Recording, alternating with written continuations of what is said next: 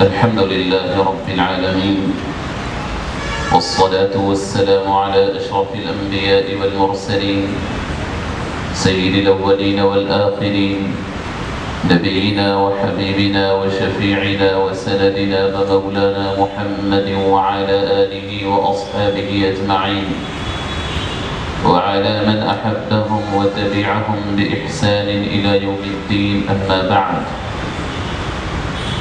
فأعوذ بالله من الشيطان الرجيم. بسم الله الرحمن الرحيم.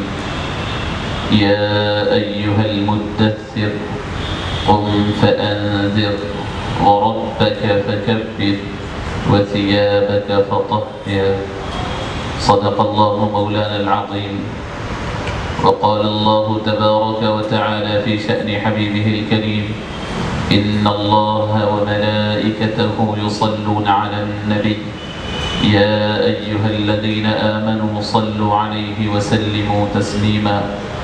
اللهم صل وسلم وزد وبارك وأنعم على سيدنا ومولانا محمد وعلى آله وأصحابه أجمعين.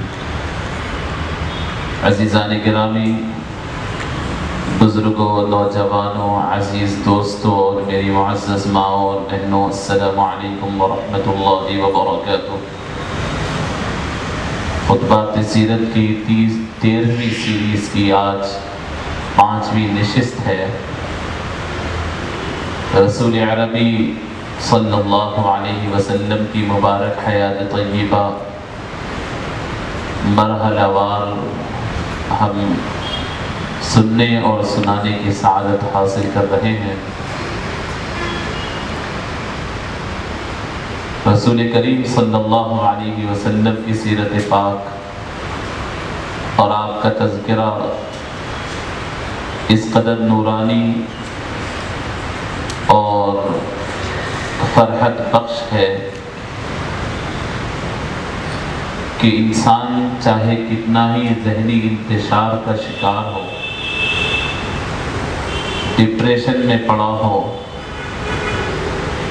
انسان کو کیسے ہی بے اطمینانی ہو، رسول عربی صلی اللہ علیہ وسلم کے تذکرے سے اس کے قلب اور ذہن میں اطمینان نصیب ہو جاتا ہے، فرحت محسوس کرتا ہے، روح کی غذا ہے رسول کریم صلی اللہ علیہ وسلم کا تذکرہ۔ کل ہماری جو نشست ختم ہوئی تو رسول کریم صلی اللہ علیہ وسلم کے حیات طیبہ کی وہ لمحات شروع ہو چکے تھے جس میں اللہ کے حبیب صلی اللہ علیہ وسلم نے ارشاد فرمایا: حبب الی الخلاء، کہ اب اللہ رب العزت نے میرے دل میں عزلت نشینی، تخلیہ، تنہائی میں وقت گزارنے کی چاہت اللہ نے میرے دل میں ڈالی۔ اکیلے رہوں، سب کو چھوڑ کر رہوں، اپنے مالک سے رابطہ بنا کر رکھوں، اپنے مالک سے اپنا تعلق اور مالک کے تعلق میں مخلوق کی کوئی دخل اندازی نہ ہو۔ ہزاروں فیٹ اونچے مقام کو حضور پاک صلی اللہ علیہ وسلم نے منتخب فرمایا۔ حرا کی پہاڑی میں، غار حرا میں نبی پاک صلی اللہ علیہ وسلم نے دنیا کی تمام فیسلٹیز، دنیا کی تمام آسائش، جو کچھ بھی دنیا کی سہولتیں تھیں، وہ تمام کو چھوڑ کر اپنے مالک سے ملنے کے لیے، یعنی اپنے مالک سے رابطہ بڑھانے کے لیے اللہ کے نبی صلی اللہ علیہ وسلم غار حرا تشریف لے گئے۔ اللہ نصیب کرے ہر ایک کو کہ حرا کی پہاڑی جائیں اور وہاں پر غار حرا کا ملاحظہ کریں کہ کس قدر دشوار کن علاقہ ہے، کس قدر دشوار کن پہاڑی ہے، جس کو رسول اللہ صلی اللہ علیہ وسلم نے اپنے قیام کے لیے منتخب فرمایا۔ عالم یہ ہے کہ بس ہزاروں فیٹ اونچائی سے مخلوق کی نہ کوئی آواز سنے آئے، نہ کوئی شور، نہ کسی کی کوئی ڈسٹربنس، نہ کسی کی خواہش، نہ کسی کی فکر، سب سے اپنے آپ کو علیحدہ کر کر صرف وہاں پر خالق ہو اور بندہ ہو، مالک ہو اور مملوک ہو، اللہ رب العزت سے اپنا رابطہ اور تعلق بنانے کے لیے۔ یہ اصل رسول کریم صلی اللہ علیہ وسلم یہاں سے اب تک تو ایک معاشرتی زندگی گزار رہے تھے، یہ تخلیہ اور عزلت نشینی، یہ خلوت گزینی، یہ حد فاصل تھی کہ اب جانے سے پہلے تک آپ کا رخ، آپ نے اپنے آپ کو دنیا کے سامنے ایک عام انسان کی طرح پیش کیا تھا، ایک معاشرتی ایک شخص کی طرح پیش کیا تھا۔ اب اس تخلیے کے بعد والی جو زندگی ہوگی وہ عام انسان کی طرح نہیں، وہ اللہ کے رب العزت کے حکم کے مطابق اور رب العالمین کی وحی کے مطابق گزارنے والے۔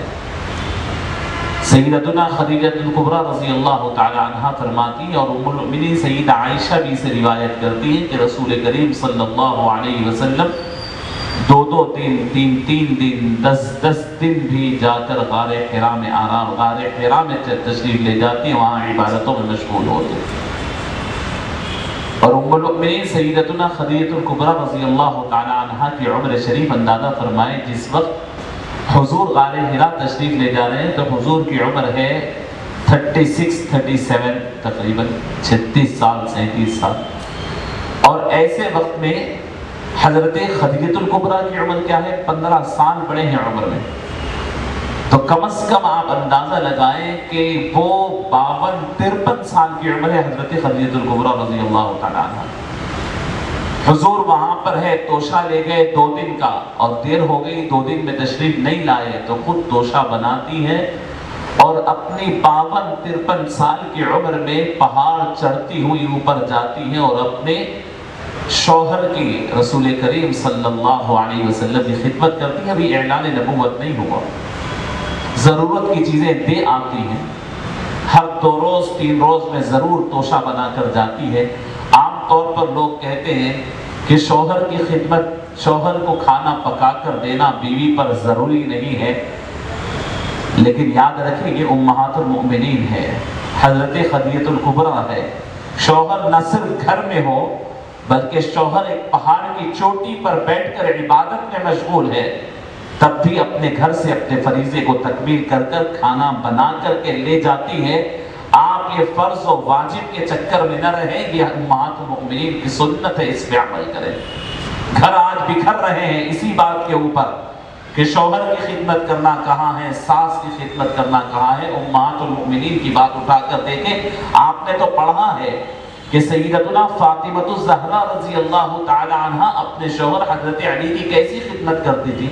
حضور اکرم صلی اللہ علیہ وسلم کے پاس وہ آئی تو آپ کے چہرے کی رنگت بدل گئی، آپ کے ہاتھوں میں گٹے آ گئے، پانی اٹھاتے اٹھاتے سیدتنا فاطمہ کے کھاتے پہ نشان آ گئے۔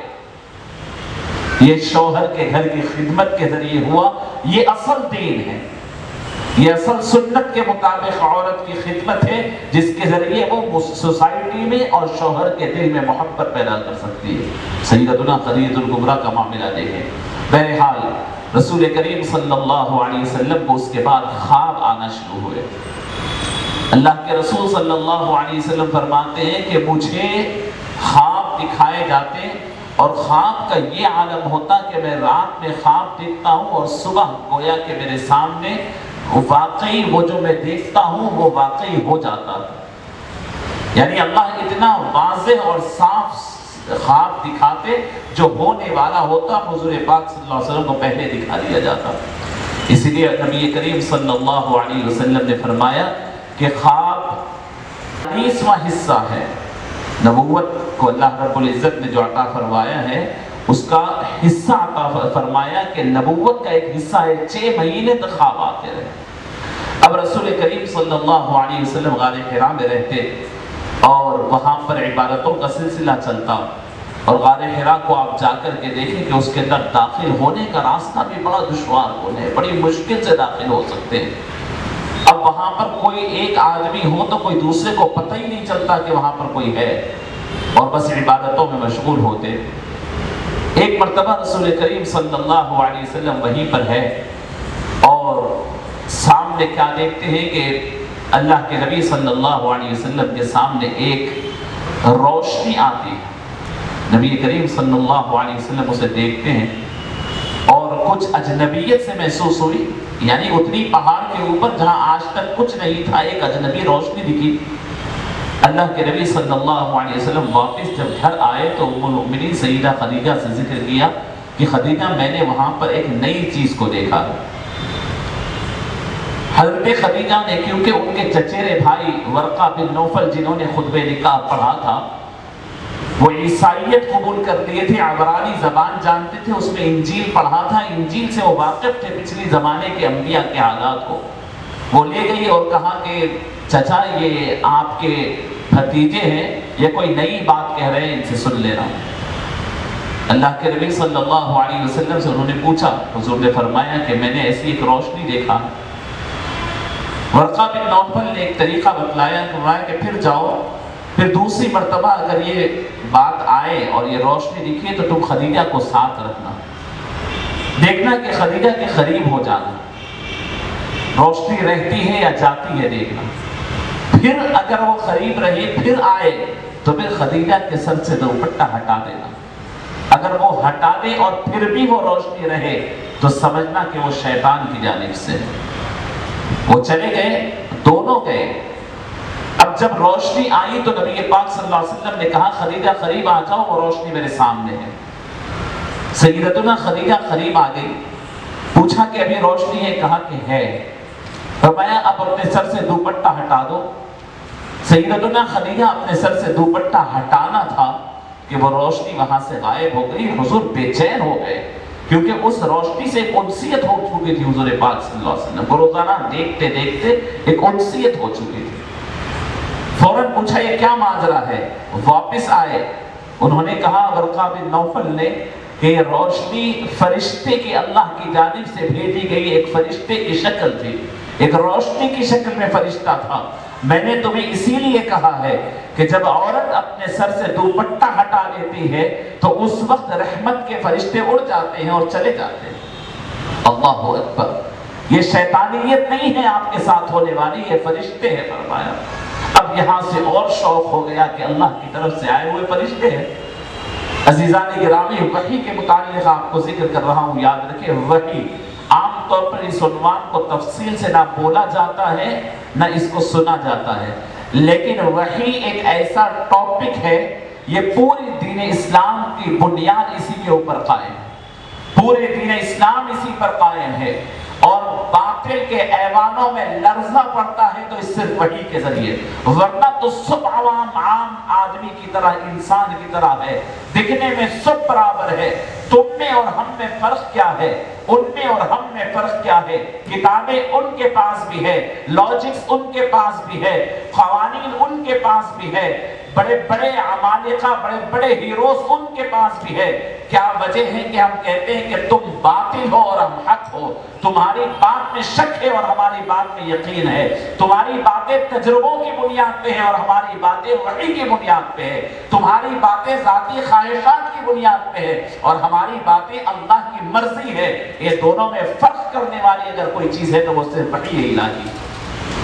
اور یہ اس واقعے کو، وحی کو بڑی غور سے سماعت کریں، وحی کے متعلق زیادہ سے زیادہ اس بارے میں پڑھیں اور اپنا یقین بنائیں۔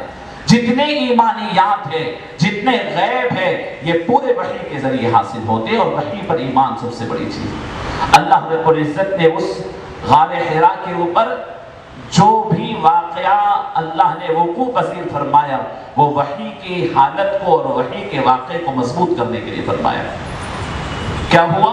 نبی کریم صلی اللہ علیہ وسلم ایک مرتبہ غار حرا سے اتر کر گھر تشریف لاتے ہیں، آپ کپ کپاتے ہوئے تشریف لاتے ہیں، آپ کے اوپر کپ کپی تاری ہے۔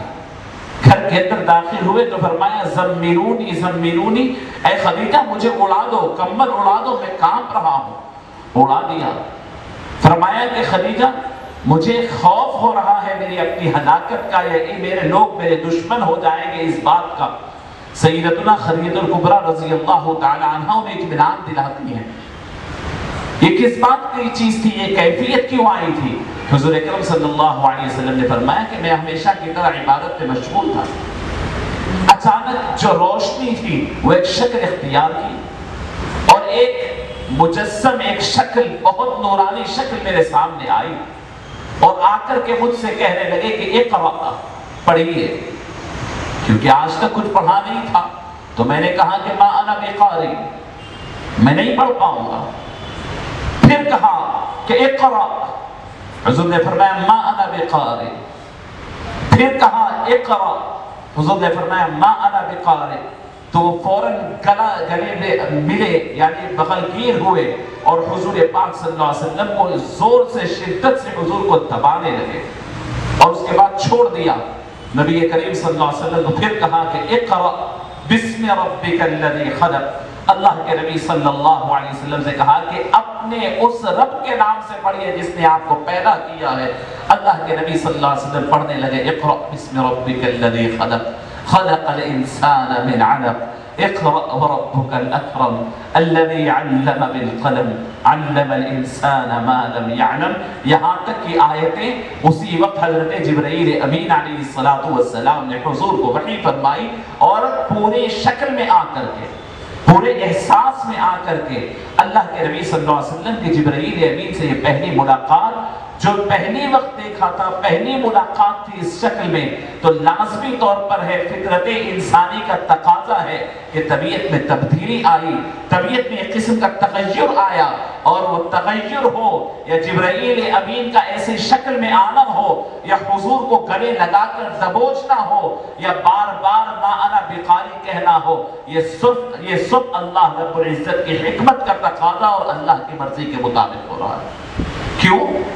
فرمایا کہ بعد میں آنے والے آج کے زمانے کے مستشرقین، آج کے زمانے کے ظاہر پرست لوگ یہ حضور کی پوری دعوت کو کنڈم کرنے کے لیے یہ کہتے ہیں کہ محمد جس کو وحی کہتے تھے، یہ اصل میں محمد کو کبھی مرگی کی بیماری ہو جاتی تھی، نعوذ باللہ۔ یہ اپنے آپ میں کچھ سوچ لیتے تھے، کوئی خیالات ان کو آ جاتے تو یہ باہر بولتے تھے، وحی وغیرہ کچھ نہیں تھی۔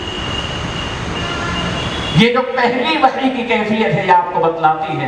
حضور نے فرمایا کہ میں کسی کو دیکھا ہوں تو یہ اس بات کی نشاندہی ہے کہ حضور کی اندرونی کیفیت نہیں ہے، یہ باہر سے کوئی بول رہا ہے۔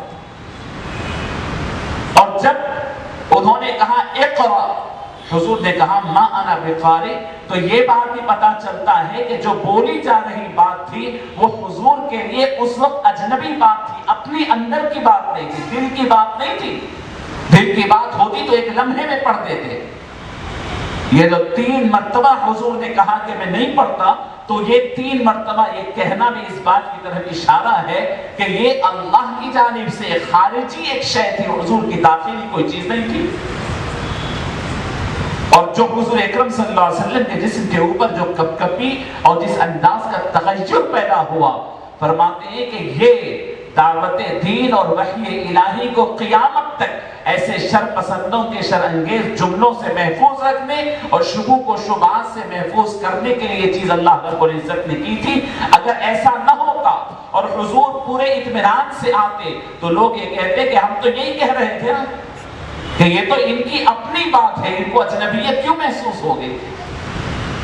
اگر اللہ چاہتے تو حضور اکرم صلی اللہ علیہ وسلم پرسکون انداز میں، مطمئن انداز میں، بڑی فرحت کے ساتھ بھی آ سکتے تھے، لیکن اللہ کی مرضی یہ نہیں تھی۔ حضور کے اوپر وہ کیفیت کا طاری ہونا، قیامت تک ایسے لوگوں کی زبان پر مہر لگ جانا اور ان کے منہ بند کرنے کے لیے تھا۔ اللہ کے نبی صلی اللہ علیہ وسلم جب آئے، ام المؤمنین سیدتنا خدیجہ الکبریٰ رضی اللہ تعالی عنہا نے آپ کو اڑایا اور فرمایا کہ آپ کو اللہ رب العزت کبھی ضائع ہونے نہیں دیں گے، آپ کی محنت کو یا آپ کی شخصیت کو اللہ ضائع ہونے نہیں دیں گے۔ دنیا والوں سے نہ گھبرائیں، شیاطین سے نہ گھبرائیں، رب العالمین کے پاس آپ کے کام کی ایک لسٹ ہے۔ انک لتصل الرحم، اے حبیب صلی اللہ علیہ وسلم آپ رشتہ داریوں کا خیال رکھتے ہیں، وتقری الضیف، آپ مہمانوں کی مہمان نوازی کرتے ہیں، اور آپ یتیموں، بے سہاروں اور بیواؤں کے سر پہ سہارا بن کے ٹھہرتے ہیں، مصیبت زدوں کی مصیبت اٹھاتے ہیں۔ اللہ اکبر! تھوڑا غور فرمائیے، آسمان سے اترنے والی آخری کتاب اتر رہی ہے، آخری نبی ہے، اللہ کا مقصد پورا ہونا ہے، اوپر سے یہ بہت بڑا سہارا اتر رہا ہے اور نیچے سے بیس بنائے ہیں اللہ رب العزت نے۔ تو کیا ہے بیس؟ آسمانی وحی کے لیے زمین سے بیس کیا ہے؟ خدمت خلق ہے، غریبوں کی مدد ہے، یتیموں، بیواؤں، مسکینوں، پریشان حالوں کے سہارا بننا ہے۔ تو پتہ چلا آسمان سے وحی کا نازل ہونا بھی خدا کی مرضی ہے، زمین پہ یتیم، بے سہارا اور غریب اور مجبور کا رہنا بھی خدا کی مرضی ہے۔ جب کبھی آپ کو کوئی مضبوط کام کرانا ہے اور آپ کو قابل بنانا ہے تو ان غریبوں، یتیموں، بیواؤں، بے سہاروں، کمزوروں اور پریشان حالوں کو آپ کے سامنے دکھاتے ہیں، تب آپ کی چیکنگ ہوتی ہے کہ آپ کے دل میں ان سے ہمدردی ہے، تب جا کر کے خدا آپ کو امانت دیتے ہیں اور آپ سے اپنا کام لیتے ہیں۔ اللہ اکبر! اور اگر آپ کی آنکھ بند ہو جاتی ہے اور آپ کو اس کی توجہ نہیں ہوتی ہے تو رب العالمین کسی دوسرے کو دیکھ لیتے ہیں۔ یہ عام انسانوں کے لیے بھی ہے، اس لیے کہ آگے واقعہ آپ کو بتلانا چاہتا ہوں، حضرت ابوبکر صدیق رضی اللہ تعالیٰ عنہ کے لیے بھی یہ عام قاعدہ ہے کہ آپ کو اللہ رب العزت جو آپ کے آزو بازو رشتہ داروں، پڑوسیوں اور آپ کے جاننے والوں میں جو کمزوروں کو رکھا ہے، اللہ سب کو طاقتور بنا سکتا، لیکن رکھا اس لیے ہے کہ دوسروں کے ظرف کو، دوسروں کے ضمیر کو چیک کیا جائے، اس لیے اللہ نے رکھا ہے۔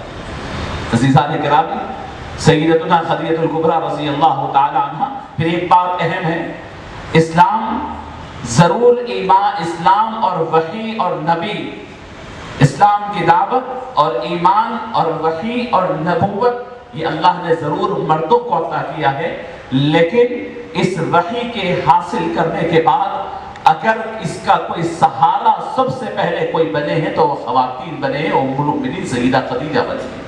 عورتوں کے کردار کو، ان کے کیریکٹر کو کبھی نظر انداز نہیں کیا جا سکتا اسلام میں۔ سب سے پہلے حضرت خدیجہ الکبریٰ، بہرحال ابتدا میں اللہ رب العزت کے رسول کریم صلی اللہ علیہ وسلم کو یہ فرمایا کہ آپ کو جو امانت ملی ہے اسے بھی خاموشی سے رکھیں۔ اس پہلی وحی کے بعد فرماتے ہیں کہ کم از کم 3 مہینے تک یا 3 سال تک وحی کا آنا منقطع ہو گیا۔ اللہ کے نبی صلی اللہ علیہ وسلم کو محبت ہو گئی تھی، اللہ سے تعلق کی، آپ سوچیں ایک مرتبہ بات ہوئی، تعلق بنا اور سلسلہ منقطع ہو گیا۔ حضور کو بڑا شوق، غار حرا چڑھتے اترتے، جاتے آتے، انتظار میں رہتے، ہمیشہ آسمان کی طرف دیکھتے اور بہت دعائیں کرتے، وحی کا سلسلہ ہو گیا۔ یہاں تک کہ ایک مرتبہ رسول کریم صلی اللہ علیہ وسلم غائب شوق میں، مالک کے شوق میں، اللہ سے تعلق کے شوق میں اتنے مہوئے، کوئی چیز نہیں سمجھ میں آتی، زمین کی کوئی چیز نہیں سمجھ میں آتی، اکیلے نکل جاتے، بیابان میں نکل جاتے، پہاڑوں پہ چڑھ جاتے، ایک پہاڑ پہ ٹھہرے ہوئے ہیں۔ اللہ کے رسول صلی اللہ علیہ وسلم فرماتے ہیں کہ میں دیکھ رہا ہوں کہ وحی کا سلسلہ رک گیا ہے، اب میری اندر سے طبیعت چاہتی ہے کہ وحی رک گئی ہے، میں رہ کے کیا کروں، شاید یہ پہاڑ سے میں کود جاؤں۔ اللہ اکبر، اللہ اکبر! یہ کیفیت اللہ سے تعلق اس وقت وحی کے انقطاع کے وقت رسول پہ یہ کیفیت ہوتی ہے۔ ایسے وقت رسول کریم صلی اللہ علیہ وسلم کی جب شدت سے اس محبت کا عالم بڑھا تو فرماتے ہیں اسی پہاڑ سے اتر رہا ہوں تو اچانک آسمان کی طرف دیکھ کر اللہ سے وحی کی التجا کر رہا ہوں تو کیا دیکھتا ہوں کہ آسمان کی طرف میں دیکھا تو جبرائیل امین اپنی مکمل اصلی شکل کے اندر ایک بہت بڑی کرسی پر بیٹھے ہوئے نظر آتے ہیں، اور وہاں سے سیدنا جبرائیل امین علیہ السلام دوسری وحی نازل فرماتے ہیں، دوسری وحی دیتے ہیں، فرماتے ہیں یا ایھا المدثر قم فانذر وربك فكبر وثيابك فطهر۔ اللہ اکبر! یہ دوسری مرتبہ رسول کریم صلی اللہ علیہ وسلم حضرت جبرائیل امین کو دیکھا اور ان کی اصلی شکل میں دیکھا، بہت عظیم و شان شکل میں ان کو دیکھا۔ یہاں سے وحی کا سلسلہ شروع ہو گیا۔ عزیزان گرامی، اسلام کی ابتدا میں جو سب سے اولین مسلمانوں کے نام لیے جاتے ہیں جنہوں نے اسلام قبول کیا، اس میں خواتین میں سب سے پہلا نام حضرت خدیجہ الکبریٰ کا لیا جاتا ہے۔ حضرت خدیجہ کے سامنے حضور نے فرمایا، اللہ رب العزت نے اشارہ فرما دیا تھا کہ اپنے بااعتماد ایسے لوگوں کے سامنے آپ اپنی نبوت کا اظہار فرمائیں جو مکمل طور پر آپ پہ اعتماد رکھتے ہیں، جو ابھی آپ کی اس مشن کو چھپائے رکھ سکے۔ حضرت خدیجہ کو ذکر کیا۔ حضرت خدیجہ تو ایمان لائی ہے اس لیے کہ وہ نکاح کی تھی یہ تمام شرافتیں اور تمام کرامتیں اور معجزات دیکھ کر، اور تقریباً 15 سال ساتھ گزاری تھی حضور پاک صلی اللہ علیہ وسلم کو دیکھتے ہوئے، اور فوراً وہ ایمان لائی کہ میں مانتی ہوں کہ آپ اللہ کے نبی ہیں۔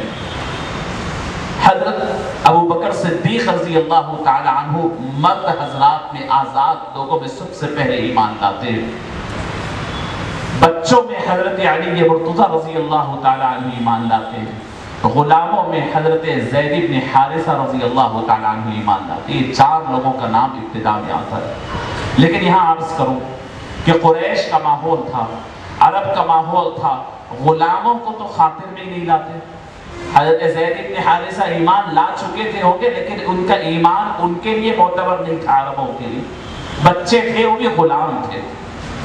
حضرت علی مرتضیٰ رضی اللہ تعالی عنہ وہ بھی بہت کم سن تھے، عربوں کے پاس بچوں کا بھی کوئی اعتبار نہیں تھا، معصوم تھے، چھوٹے تھے، گھر میں تھے، ایمان لانا ہی تھا، حضور کی صحبت میں تھے، ایمان لا لیے۔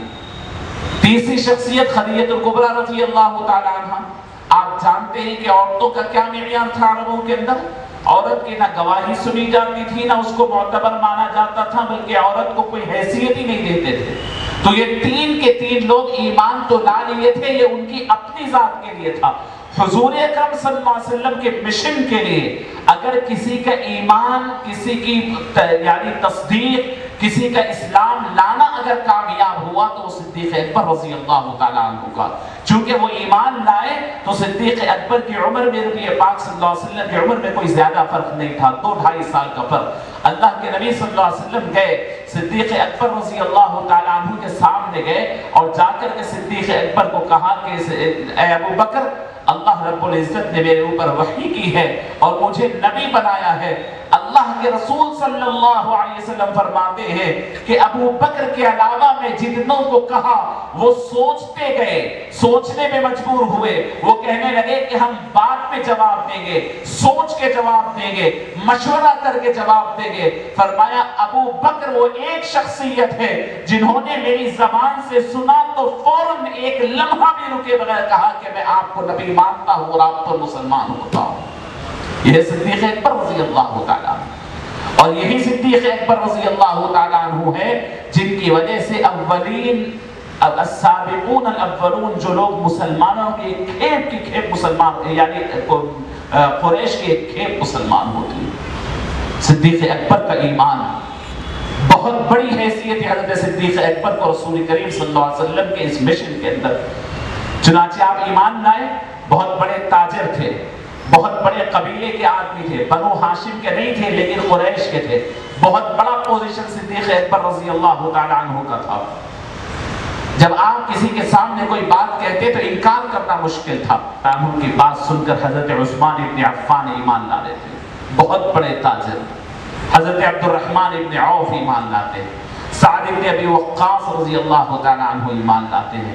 اس طریقے سے ایک مضبوط لوگوں کی ایک ٹیم تیار ہو گئی رسول کریم صلی اللہ علیہ وسلم کے پاس حضرت صدیق اکبر کی دعوت پر۔ حضور نے تو ان کو ایمان کے لیے بلایا تھا، لیکن یہ جاتے روزانہ اس مشن پہ لگ جاتے، کسی نہ کسی کے پاس جاتے، بیٹھتے، بات کرتے، کنونس کرتے اور بلاتے۔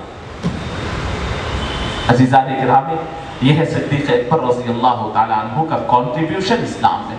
یقیناً 4 لوگ پورے پہلے مسلمان ہوئے، خدیجہ الکبریٰ بھی مسلمان ہوئی، سلام ہے ان کے ایمان کو، علی کے مرتضیٰ بھی ایمان لائے، سلام ہے ان کے ایمان کو، حضرت زید نے بھی۔ لیکن حضور کے کام جن کا ایمان آیا اس وقت کفار اور مشرکین کے سامنے پریزنٹ کرنے کے لیے، تو وہ صرف اور صرف صدیق اکبر کا ایمان تھا، چونکہ یہ تینوں ایسی کیٹیگری سے بلانگ کرتے تھے جس کا اعتبار قریش میں نہیں تھا۔ عزیزان گرامی، اس کے بعد تقریباً 3 سال تک اس دعوت کو خاموشی سے انجام دینے کا حکم ہوا۔ دھیرے دھیرے لوگ ایک ایک کر کے مرد حضرات ایمان لاتے گئے، بعض عورتیں بھی ایمان لاتی گئی۔ حضرت ارقم بن ارقم رضی اللہ تعالی عنہ کا ایک مکان تھا، اللہ کے نبی صلی اللہ علیہ وسلم نے تقریباً 30 لوگ جب ہو گئے تو ان کے مکان کو اپنا ابتدائی ہیڈ کوارٹر بنا دیا۔ وہاں پر حضور جاتے اور ضروری باتیں جو ہوتی لوگوں تک پہنچا دیتے۔ ایک مضبوط ٹیم تیار ہونا شروع ہوئی، اور اس کے بعد اللہ کے نبی صلی اللہ علیہ وسلم ایک خفیہ انداز ہی میں دعوت دے رہے ہیں۔ اس وقت کا واقعہ ہے کہ لوگوں کو معلوم ہونا شروع ہو گیا، ابھی چھپ کر، یعنی آپ کا ایمان کا اعلان ضرور ہو گیا ہے لیکن لوگوں میں دعوت برملا طور پہ نہیں دیتے رسول کریم صلی اللہ علیہ وسلم۔ اللہ رب العزت نے آپ کو حکم فرمایا کہ اب 3 سال کے بعد حکم فرمایا فاصدع بما تؤمر اعرض عن المشرکین انا کفیناک المستہزئین۔ اے حبیب صلی اللہ علیہ وسلم، اب آپ کو جس بات کا حکم دیا جائے گا وہ آپ کھل کر بیان فرمائیں، ڈنکے کی چوٹ پر بیان فرمائیں اور مشرکین کی پرواہ نہ کریں۔ انا کفیناک المستہزئین، ہم دیکھ رہے ہیں، ہم آپ کی حفاظت کریں گے، یہ مسخروں سے ہم آپ کی حفاظت کریں گے۔ مسخرے فرمائیں، مستہزئین، مسخروں سے ہم آپ کی حفاظت کریں گے، کوئی سیریس نہ لے۔ اللہ کے نبی صلی اللہ علیہ وسلم کو یہ اللہ کی طرف سے حکم ملنا تھا۔ فوراً آپ آئے اور کوہ صفا پر چڑھے۔ صفا کی پہاڑی پر چڑھ کر رسول کریم صلی اللہ علیہ وسلم نے آواز دے کر قبیلے والوں کو بلایا۔ وہ ایک ایسی جگہ تھی جہاں پر ٹھہر کر لوگ پر خطر موقع پر لوگوں کو بلاتے تھے۔ لوگ چوک در چوک فوری جمع ہو گئے، حضور اوپر ٹھہرے ہوئے، پورے قبیلے والے آئے۔ بعض قبیلے کے سردار نہ آ سکے تو اپنے ریپریزنٹیٹیو کو، کسی اپنے ترجمان کو بھیجے۔ حضور اکرم صلی اللہ علیہ وسلم نے فرمایا کہ اے لوگوں سنو، میں تمہیں ایک بہت خطرے سے واقف کرانا چاہتا ہوں۔ پہلے تم یہ بولو کہ میں اس پہاڑ کے اوپر ٹھہرا ہوں، اس پیچھے سے اگر کوئی فوج تم پہ حملہ کرنے والی ہے، اگر میں کہوں تو تم مانو گے یا نہیں مانو گے؟ سبوں نے کہا کہ کیوں نہیں، آپ الصادق ہے، آپ الامین ہے، آج تک ہم نے آپ سے جھوٹ نہیں سنا، ہم آپ قوم کے خیر خواہ ہیں، ہم آپ کی بات کو مانتے ہیں۔ اللہ کے نبی صلی اللہ علیہ وسلم نے فرمایا کہ بالکل ایسے ہی میں اس دنیا اور اس دنیا، یعنی دنیا اور آخرت کے درمیان ایسے ہی ٹھہرا ہوں، جیسے اس پہاڑ کے ادھر دیکھ رہا ہوں ادھر، ویسے ہی دنیا میں تم کو بھی دیکھ رہا ہوں اور آخرت میں دہتی ہوئی آگ کو بھی دیکھ رہا ہوں۔ میں تمہیں آخرت کے اس آگ سے بچانا چاہتا ہوں، تمہیں شرک سے بچانا چاہتا ہوں۔ اللہ نے مجھے نبی بنایا ہے اور تمہیں میں دعوت دیتا ہوں کہ بتوں کی پرستش کو چھوڑو اور پھر ایک خدا کی دعوت عبادت کے لیے آ جاؤ۔ عزیزان گرامی، یہ سننا تھا، ہر ایک کے اندر چیمہ گوئیاں شروع ہو گئی کچھ نہ کچھ، کیونکہ بہت بڑی بات تھی۔ آبائی دین، باپ دادا پردادا سے آنے والے ریتی رواج ان کے پاس تھے، ان کو بدلنا کیسے ممکن ہے؟ انہی میں ابو لہب تھا جس کا میں نے کل بھی ذکر کیا، اس کو پہلے سے دشمنی تھی، وہ بد دعائیں دینے لگا اور کہنے لگا تبا لک یا محمد، نعوذ باللہ، محمد کیا تم اس لیے ہمیں بلائے ہیں؟ تمہارے ہاتھ خاک میں مل جائے، نعوذ باللہ۔ اللہ کے نبی صلی اللہ علیہ وسلم کو یہ کہتا ہے اور لوگوں کو برگلا کر نکل جاتا ہے۔ اس وقت کوئی صحیح اثر ہونے نہیں دیتا حضور کی بات کا، لوگوں کو منتشر کر دیتا ہے۔ اللہ کے نبی صلی اللہ علیہ وسلم پھر ایک مرتبہ اللہ حکم فرماتے ہیں کہ نہیں، کہ آپ اپنے قریبی رشتہ داروں کو پھر بلائے اور پھر دعوت دیں۔ رسول کریم صلی اللہ علیہ وسلم اب اتنی علانیہ اور پورے برملا اور پورے کھلے مقام پر دعوت دینے کی بجائے اپنے تمام قبیلے والوں کو اپنے گھر دعوت دی گئی، سیدتنا خدیجہ کے گھر، پورے قبیلے کے بڑے بڑے لوگوں کو۔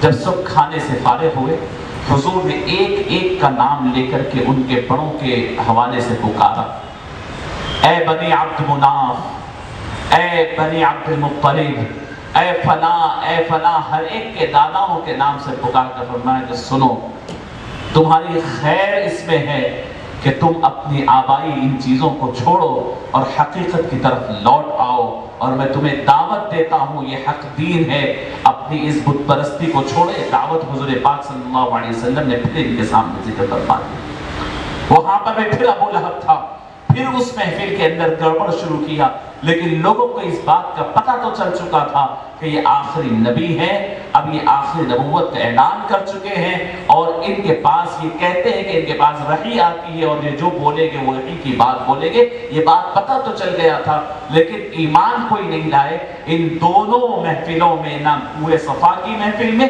نہ گھر کی اس محفل میں۔ اللہ کا حکم تھا بات پہنچا دی، لیکن اس کا اثر دھیرے دھیرے ہونے لگا، ایک ایک آدمی کر کر کے ایمان لے آتا۔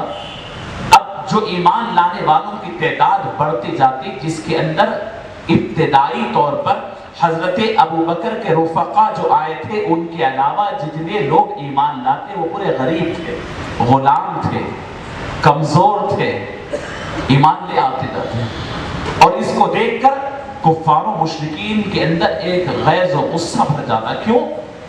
مثال کے طور پر حضرت بلال ہے رضی اللہ تعالی عنہ، ایمان لاتے ہیں اور ایک انتہائی ظالم کے پاس وہ غلام تھے، وہ اس کا ہمیشہ ان کا استحسان کرتا۔ جیسے ہی ایمان کا پتہ چلا، حضور کی آمد کا پتہ چلا، نبی کریم صلی اللہ علیہ وسلم پر وہ ایمان لا لیے، اور جیسے ہی اس کے آقا کو اس بات کا اندازہ ہوا کہ میرا غلام بلال ایمان لا لیا ہے محمد کے اوپر صلی اللہ علیہ وسلم، ظلم کرنے لگے، گردن میں رسی ڈال کر کے تپتی ہوئی ریت پر کھینچتے لے جاتا، اور کڑکتی دھوپ کے اندر ان کو چت لٹا کر سینے کے اوپر بہت بڑے سے پتھر کو رکھ دیتا، اور اتنی زور سے اور اتنی شدت کے ساتھ کوڑے مارے جاتے کہ حضرت بلال کی چمڑی پھٹ کر کے خون نکلتا، اور صرف یہ دعویٰ کر یہ مطالبہ کیا جاتا کہ تم اپنے اس نئے دین سے توبہ کر لو۔ عزیزان گرامی، روزانہ کا امام وہ تھا، وہ اس کا رئیس، اس کا مالک اور اس کے دوست مل کر کے ایک مار مار کر تھک جاتا، ہاتھ درد ہوتے تو دوسرے کے حوالے کرتا، دوسرا مارتا۔ صدیق اکبر رضی اللہ تعالیٰ عنہ وہاں سے گزر رہے ہیں تو دیکھا اور دیکھ کر کے کہا کہ یہ غلام اب جب تمہارے کام کا نہیں تو اسے بیچ ڈالو۔ صدیق اکبر نے اپنے پاس سے نقد پیسے، زائد پیسے دے کر کے ان کو خرید لیا۔ ان کو خوف اس بات کا تھا کہ یہ غلام جو پیدائشی غلام ہیں، جن کے اندر آزادی نہیں، جو سر اٹھا نہیں سکتے، کیا طاقت ہے کہ محمد کا کلمہ پڑھتے ہی اتنی قوت، اتنی طاقت کے بڑے بڑے رؤساء کو آنکھ دکھاتے ہیں، ان کو اشارہ کر کے حق و باطل بتاتے ہیں، اتنی پاورفل، اتنی پاور ان کے پاس کہاں سے آ گئی؟ یہ ڈر تھا اور مانتے تھے۔ عزیزان گرامی، حضرت عمار ابن یاسر رضی اللہ تعالیٰ عنہ کے واقعہ سب کو معلوم ہے۔ حضرت یاسر، ان کے فرزند، ان کی اہلیہ، آل یاسر کا ان کے اوپر جو ظلم ہوتا تھا، ان کے گھر کے اندر داخل ہو کر ان کے والد ماجد کو اتنا مارا، ایک دن نہیں کئی دن تک مارتے گئے، یہاں تک کہ مار کھاتے کھاتے ان کا دم نکل گیا۔ اللہ کے نبی صلی اللہ علیہ وسلم کا وہاں سے گزر ہوتا، رات میں مکے کی وادیوں میں ان کی کراہنے کی آوازوں سے ایک قسم کا ایک عجیب ماحول پیدا ہو جاتا۔ عمار ابن یاسر، ان کی والدہ اور ان کے والد کا عالم، بوڑھے باپ کو مار مار کر ختم کر دیا گیا، اور ان کی والدہ ماجدہ حضرت سمیہ تھی، ان کو جب ان سے اصرار کیا گیا بتوں کو ان کے سروں کے پاس، ان کے چہرے کے پاس لے جا کر کے کہ مانو اس کو، تو انہوں نے سخت الفاظ میں انکار کر دیا۔ یعنی وہ کیا طاقت تھی جو کوڑے کھانے پر بھی ان کو آمادہ کر رہی ہے، زخمی ہونے پر بھی آمادہ کر رہی ہے، جان دینے پر آمادہ کر رہی ہے، لیکن اپنے منہ سے ایک کلمہ اللہ اس کے رسول کے خلاف سننے پر آمادہ نہیں کر رہی، وہ کیا طاقت؟ حضرت سمیہ کو ابو جہل نے بڑی سختی کرنے لگا تو حضرت سمیہ بڑی سختی کے ساتھ اس کے منہ پر جواب دیے اور اس کو برا کہا، تو برداشت ہوا، بھالا لے کر کے ان کی شرمگاہ میں مار کر کے ختم کر دیا۔ حضرت عمار ابن یاسر، ایک ہی خاندان، والد کا یہ حال، والدہ کا یہ حال، حضرت عمار ابن یاسر کو اتنا مارا جاتا، اتنا مارا جاتا، تکلیف دی جاتی، آخر میں حضور اکرم صلی اللہ علیہ وسلم کے خلاف ان کے منہ سے زبردستی باتیں نکالی جاتی۔ یہ ایک نہیں دو نہیں، پورے مکے کے اندر کی یہ کیفیت ہوتی۔ رسول کریم صلی اللہ علیہ وسلم کعبۃ اللہ میں گئے ہوئے ہیں، وہاں طواف کر لیں گے، عقبہ بن ابی معیط نامی ایک ظالم ہے، حضور وہاں پر جا رہے ہیں تو اپنا رومال نکال کر کے اس کو پھرا کر کے حضور کے گلے میں ڈالتا ہے اور اس زور سے کھینچتا ہے کہ نبی پاک صلی اللہ علیہ وسلم کی سانس رکتے ہوئی۔ حضرت ابوبکر آگے بڑھتے ہیں، فرماتے ہیں کہ اے ظالم، یہ اس شخص کو صرف اس لیے مار دو گے کہ یہ اللہ کو اپنا رب کہتا ہے؟ اتقتلون رجلا ان یقول ربی اللہ، کیا تم اس آدمی کو صرف اس لیے مار دو گے کہ یہ کہتا ہے کہ اللہ میرا رب ہے؟ اللہ کے نبی صلی اللہ علیہ وسلم کعبۃ اللہ کے پاس نماز پڑھ رہے ہیں، پوری سوسائٹی دشمن ہو گئی۔ اللہ کے نبی صلی اللہ علیہ وسلم نماز پڑھ رہے ہیں، لا کر کے اونٹ کی اوجھڑی، اس کے پیٹ کے اندر کا سامان حضور کے کاندھوں پہ ڈال دیا گیا۔ اتنی شدت کے ساتھ یعنی اتنا وزن اور اتنی بھوک، اور حضور سر سجدے سے اٹھا نہیں پاتے۔ لوگ آ کر کے گھر پہ کہے، خواتین تھے، کہا کہ دیکھو محمد کے اوپر یہ ظلم ہو رہا ہے۔ گھر میں کوئی نہیں تھے، سیدتنا فاطمہ الزہرا تھی، معصوم تھی، بہت چھوٹی تھی، دوڑتی دوڑتی جاتی ہے اور اپنے معصوم ہاتھوں سے حضور کے پیٹھ کے اوپر کے اس اوجڑی کو اور وہ حضور اکرم صلی اللہ علیہ وسلم کے اوپر کے ان چیزوں کو ہٹاتی ہے تاکہ حضور سجدے سے اٹھے۔ ایک ظلم دو ظلم نہیں ہے، ظلم بڑھتے گئے۔ عزیزان گرامی، تقریباً 30-35 لوگ ہو گئے تھے۔ ایک مرتبہ رسول کریم صلی اللہ علیہ وسلم ایسے ہی مکے کی وادیوں سے جا رہے ہیں، مذاق اڑاتے تھے لوگ، حضور کے اوپر تانے کستے تھے لوگ، نعوذ باللہ حضور کو مجنون کہتے تھے لوگ، حضور کو ساحر کہتے تھے۔ جب گزر رہے ہیں رسول کریم صلی اللہ علیہ وسلم تو ایک مرتبہ ابو جہل ٹھہرا ہوا تھا۔ ابو جہل نے حضور کو پورے بھرے محفل کے اندر، بھرے یا بازار کے اندر حضور کو برا کہنا شروع کیا، اور اتنا سخت برا کہا، اور کہتے کہتے ایک ہاتھ اٹھا کر حضور اکرم صلی اللہ علیہ وسلم پر ظلم بھی کیا۔ اور اس وقت جو لوگ دیکھ رہے تھے وہ محسوس کر رہے تھے کہ غیر ضروری ظلم ہو رہا ہے۔ ایک باندی تھی، حمزہ بن عبد المطلب، حضور کے چچا کی ایک باندی تھی۔ حضور کے چچا حمزہ اس وقت شکار کو جایا کرتے تھے، وہ رات کے وقت، مغرب کے وقت واپس آتے۔ جب وہ واپس آئے تو باندی توڑتے ہوئے کہے کہ حمزہ تمہیں غیرت نہیں آتی کہ تمہارے اتنے شریف بھتیجے کے ساتھ یہ ابو جہل ایسی حرکت کر رہا ہے؟ پوچھا کہ کیا ماجرا ہے؟ کہا کہ بھری محفل میں پورے بازار کے اندر انہوں نے تمہارے بھتیجے کو، ان کے خاندان کو گنا ہے، یہاں تک کہ ان پہ ظلم بھی کیا ہے۔ حضرت حمزہ بھی ایمان نہیں لائے تھے، وہ فوراً نکل کر گئے اور ابھی ابو جہل کے سامنے جا رہے تھے۔ ابو جہل ان پہ بھی غصہ کر کے کہا کہ تمہارے بھتیجے نے کیا کیا، دیکھو تمہارے بھتیجے نے پوری سوسائٹی کو بدل رہے ہیں، لہٰذا میں نے آج ان کے ساتھ ایسا کیا۔ بہت بڑا کمال کی طرح حمزہ اپنی تیر نکال کر کے تیر کی کمان سے زوردار وار کرتے ہیں، اس کا سر پھوڑ دیتے ہیں اور کہتے ہیں کہ تجھے مارنا ہے، محمد کو جس دین کے لیے مار رہا ہے، سن، آج سے میں بھی محمد کے ہاتھ پہ ایمان لا لیا، مجھے بھی مار اگر کسی کے اندر دم ہے۔ اور اپنے گھر جانے کے بجائے حضور کے پاس آتے ہیں اور حضور اکرم صلی اللہ علیہ وسلم کو زخم ہے، حضور چہرہ پلٹائے بیٹھے ہیں، سلام کرتے اور کہتے ہیں کہ محمد کیا تم کو اس بات کی خوشی نہیں ہے کہ میں تمہارے دشمن کو سزا دیے آیا ہوں؟ فرمایا کہ چچا جان مجھے اس سے کوئی خوشی نہیں کہ آپ میرے دشمن کو سزا دیے آئے ہیں، خوشی مجھے اس بات پہ ہوتی کہ آپ ایمان لا لیتے۔ فرمایا کہ بیٹے میرے بھتیجے تم خوش ہو جاؤ کہ میں تمہارے دشمن کا بدلہ بھی لیا اور تمہاری خوشی کی خاطر میں ایمان بھی لا لیا۔ اللہ اکبر۔ دار ارقم میں حضور ہے، وہیں پر چھپ کے عبادت ہو رہی ہے۔ حضرت حمزہ بہت بہادر تھے، 3 دن گزرے حضرت حمزہ کے ایمان لانے کے بعد۔ مکے کے اندر اب شور ہے، جو ایمان لایا پتا چلتا ہے اس کے پیچھے دوڑ کر کے اس کے گھر تک جا کر کے لوگ سزا دیتے۔ بنو مخزوم کا ایک شخص تھا، وہ ایمان لایا پتا چلا تو مکے کے ایک اور بہادر خطاب کے بیٹے عمر بن خطاب نکلے اور جا کر کے کہنے لگے کہ تم کیسے اپنے آبا و اجداد کا دین چھوڑتا ہے؟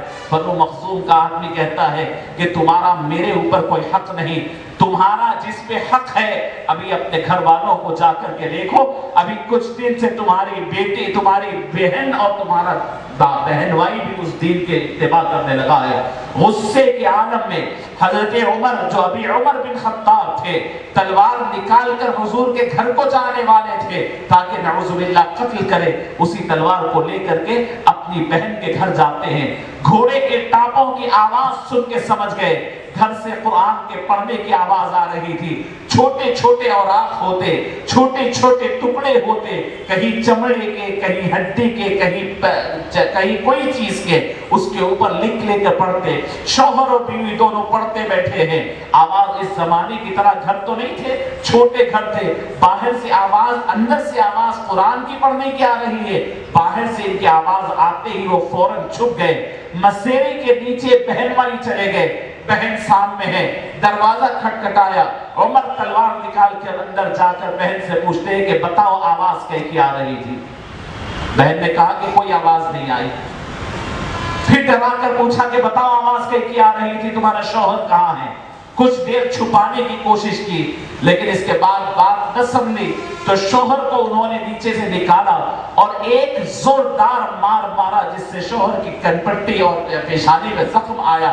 یہ دیکھنا تھا کہ بہن سامنے آ گئی اور کہا کہ عمر بولنا کیا چاہتے ہو؟ کس چیز کی سزا ہمیں دے رہے ہو؟ ہاں، میں اور یہ تمہارے بہن بھائی محمد کے ہاتھ پہ ایمان لا چکے ہیں، ان کو رسول مانتے ہیں اور اللہ کو ایک مانتے ہیں، بتاؤ تم کیا بولنا چاہتے ہیں؟ اللہ اکبر۔ بہن کے اوپر حملہ کرنے جاتے ہیں اور اس سے بہن بھی زخمی ہو جاتی ہے، خون کے قطرے گرنا شروع ہو جاتے ہیں۔ عمر پریشان ہو گئے کہ یہ پورا مکہ مجھ سے کانپتا ہے، پھر یہ نازک صنف، نازک عورت پہ یہ کوئی اثر نہیں ہوتا، اتنا پاور کیسے آئے؟ کہا کہ بتاؤ کیا پڑھ رہی تھی؟ بولا کہ یہ میں پڑھ رہی تھی، یہ کتاب ہے، یہ اوراق ہے۔ حضرت عمر ہاتھ بڑھا کر لینے گئے تو فرمایا عمر ہاتھ ہٹا دو، تمہارا ہاتھ اب اس لائق نہیں ہے ابھی کہ تم اس کتاب کو، اس اوراق کو ہاتھ لگا سکو، جاؤ پہلے غسل کرو اس کے بعد آؤ۔ اللہ اکبر۔ عمر کے ہاتھ کے اندر کی طاقت گویا کہ شل ہو گئی اور فوراً پانی نہا کر آئے اور کہے کہ پڑھو کیا پڑھتے ہو؟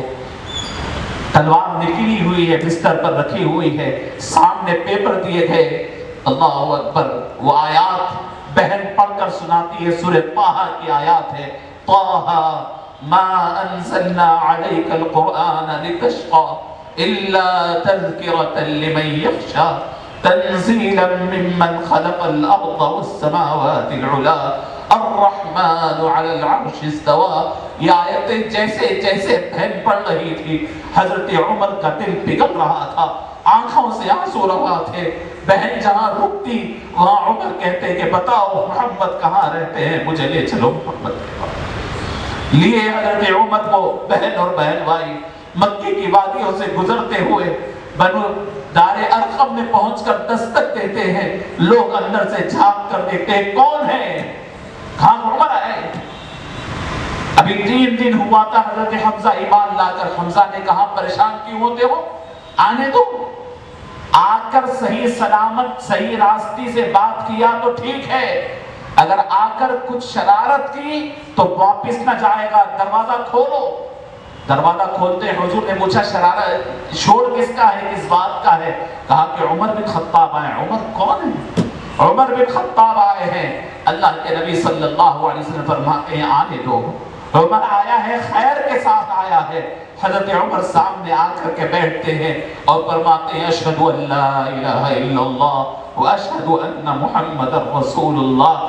میں گواہی دیتا ہوں کہ اللہ کے علاوہ کوئی عبادت کے لائق نہیں، اور میں گواہی دیتا ہوں کہ محمد آپ اللہ کے رسول ہیں۔ یہ آواز سننا تھا۔ یہ جو کمزور لوگ تھے، جو اب تک چھپ کر نماز پڑھ رہے تھے، چھپ کر حضور کے ساتھ تھے، ان کے اندر ایک جوش و بلبلہ آیا اور سب ایک آواز ہو کر کے اسلام کا سب سے پہلا نعرہ جو لگا تو عمر کے اسلام پہ لگا۔ سبوں نے کہا تکبیر، تو اللہ اکبر کا نعرہ لگا۔ اور حضور فرمائے کہ عمر کا آنا طے تھا۔ میں نے کل رات اللہ کی بارگاہ میں سجدہ ریز ہو کر کے اللہ سے مانگا تھا، اللہ مکے کی وادیوں میں سے 2 بہادروں میں سے کسی ایک کو آپ اسلام کی طرف پھیر دے۔ ایک تو ابو جہل تھا اور دوسرے عمر بن خطاب، یہ دونوں کی خصوصیت یہ تھی کہ جب کوئی بات کرتے تو اس پہ اڑ جاتے اور وہ بالکل مضبوطی سے کرتے، بہادر تھے۔ اللہ تیرے دین کو ان دونوں میں سے کسی ایک کی ضرورت ہے فرمایا حضور۔ فرمایا کہ اللہ سے میں نے رات میں مانگا، اب عمر چاہے تلوار نکال کر آئے یا گلدستہ پکڑ کر آئے، آنا تو ایمان کے لیے تھا۔ بہرحال عزیزان گرامی، حضرت عمر نے فرمایا یا رسول اللہ ہم حق پر ہیں تو آخر کب تک چھپیں گے، چلیں مکے کی وادیوں میں سے ہوتے ہوئے کعبۃ اللہ کی صحن میں عبادت کرنے کے لیے چلیں گے۔ 40 آدمی کا فیگر تکمیل ہو گیا تھا، 20 آدمی حضرت حمزہ کی قیادت میں اور 20 آدمی حضرت عمر کی قیادت میں، یہ 40 لوگوں کا پہلا قافلہ اللہ کے گھر میں جا کر اللہ کی دیوار کعبۃ اللہ کے سائے میں ایک عرصے کے بعد، صدیوں کے بعد ایک اللہ کی عبادت کر رہے تھے۔ عزیزان گرامی، یہاں سے بڑی تیزی سے اسلام پھیلنے لگا، ظلم بھی ویسے ہی بڑھنے لگا، بڑھتا گیا ظلم۔ بہت سارے واقعات ہیں، رسول کریم صلی اللہ علیہ وسلم سے لوگ آ کر کہنے لگے کہ یا رسول اللہ ظلم بہت ہو گیا ہے۔ اللہ کے نبی صلی اللہ علیہ وسلم نے فرمایا ٹھیک ہے، اگر تم میں سے کسی کو یہ برداشت کرنا مشکل ہو رہا ہے، حبشہ کی طرف چلے جاؤ، حبشہ چلے جاؤ۔ حبشہ ایک ایسا مقام ہے کہ وہاں کا بادشاہ نجاشی بڑا نرم دل آدمی ہے، وہ تم کو نقصان نہیں پہنچائے گا۔ 80 سے زائد لوگ، حضرت عثمان ابن عفان رضی اللہ تعالیٰ عنہ اور ان کی اہلیہ محترمہ جو حضور کی صاحبزادی تھی حضرت رقیہ، یہ دونوں بھی اس کے اندر تھے۔ 80 سے زائد لوگ حبشہ کی طرف ہجرت کر کے چلے گئے۔ جیسے کہ مکے والوں کو پتا چلا کہ 80 لوگ ایمان لا کر مکہ چلے گئے، وہاں حبشہ چلے گئے، یہاں سے انہوں نے اپنا نمائندہ بنا کر کے 2 لوگوں کو فوراً بھیجا کہ وہاں یہ پہنچتے ہی وہاں کے نجاشی بادشاہ کو کہنا کہ یہ آذو وازو کے آپ کے پورا ماحول خراب کر دیں گے، ہمارے پاس کے بھگوڑے ہیں ان کو واپس کر دو۔ نجاشی بادشاہ کے دربار میں بہت تحفے تحائف لے کر کے درباری لوگ جو ہوتے ہیں وزراء، ان کے پاس پہنچ کر کے خوب ان کو داد و دہیج دے کر کے اپنے بنا لیے اور بادشاہ کے دربار میں ایسے پیش ہوئے کہ بہت خیر خواہ ہے۔ بادشاہ نے پوچھا کیا مانگ رہا ہے؟ کہا کہ ہمارے پاس کچھ لوگ بھاگ کر کے یہاں آئے ہیں، وہ بے دین ہو گئے، اپنے آبا و اجداد کا دین چھوڑ دیے، یہاں آ گئے، ہم چاہتے ہیں کہ انہیں ہمارے حوالے کر دیں۔ شاہ حبشہ نجاشی نے کہا کہ میں جب تک ان سے بات نہ کروں تمہارے حوالے نہیں کر سکتا۔ بلائے گئے، بلا کر پوچھا کیا مانگ رہا ہے، کون ہو تم لوگ؟ وقت بڑا تنگ ہے ورنہ میں تفصیل سناتا۔ تو وہاں پر حضرت جعفر ابن ابی طالب، جعفر طیار جنہیں کہتے ہیں، وہ وہاں پر تھے اور وہ جعفر ابن ابی طالب رضی اللہ تعالیٰ عنہ ان کے نمائندے بن کر آگے بڑھے اور فرمایا کہ اے بادشاہ، ہم کون تھے؟ ہم بت پرست تھے، ہم بتوں کو پوجتے تھے، ہم پڑوسیوں کا خیال نہیں کرتے تھے، رشتہ داریاں توڑتے تھے، ظلم و ستم ہمارے اندر تھا، انسانیت ہماری ختم ہو چکی تھی، سچ اور جھوٹ میں فرق نہیں تھا، ہمارے پاس کی سوسائٹی ٹوٹ رہی تھی۔ ایسے میں اللہ نے ہم ہی میں سے ایک کو نبی بنا کر کے بھیجا۔ جب وہ آئے تو ایک خدا کی عبادت کی بات کرنے لگے، بت پرستی سے روکنے لگے، رشتہ داریوں کو جوڑنے لگے، بھائی بھائی سے ملاقات کرانے لگے، پڑوسیوں کے حسن سلوک انہوں نے ہمیں سکھایا، انہوں نے ہمیں دینداری سکھائی، ہمارے اندر سچائی اور ہر قسم کی خوبی ہمارے اندر پیدا کی۔ اور ان ہمارے اس دین کو، وہ ہم میں کے جو شخص محمد، ان کے اس دین کو ختم کرنے کے لیے درپے ہے۔ نجاشی بادشاہ نے کہا کہ بتاؤ تمہارے پاس کچھ ایسی باتیں ہیں جو تمہارے نبی بولتے ہیں تو کچھ سناؤ۔ اللہ اکبر۔ جعفر بن ابی طالب رضی اللہ تعالیٰ عنہ، حضرت جعفر طیار نے فرمایا کیوں نہیں، ہے قرآن پاک کی آیت، فوراً سورہ مریم پڑھنا شروع کر دیا، سورہ مریم کی تلاوت کی۔ فرمایا کافھا یا عین صاد ذکر رحمت ربک عبدہ زکریا اذ نادى ربه نداء خفيا قال رب إني وهن العظم مني واشتعل الرأس شيبا ولم أكن بدعائك رب شقيا۔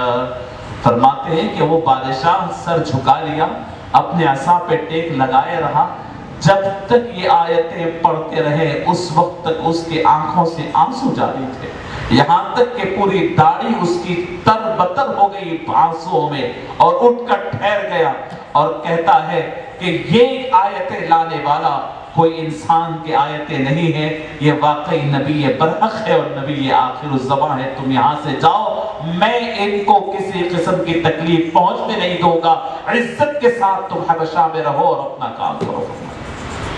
رسوا ہو کر کے وہ لوگ واپس ہوئے، دوسرے دن پھر آئے اور کہنے لگے کہ آپ کو اندازہ نہیں، آپ عیسائی ہیں، یہ لوگ حضرت عیسیٰ کو برا بھلا کہتے ہیں۔ کہا کہ پھر بلاؤ۔ پوچھا کہ کیا عقیدہ ہے تمہارا عیسیٰ کے بارے میں؟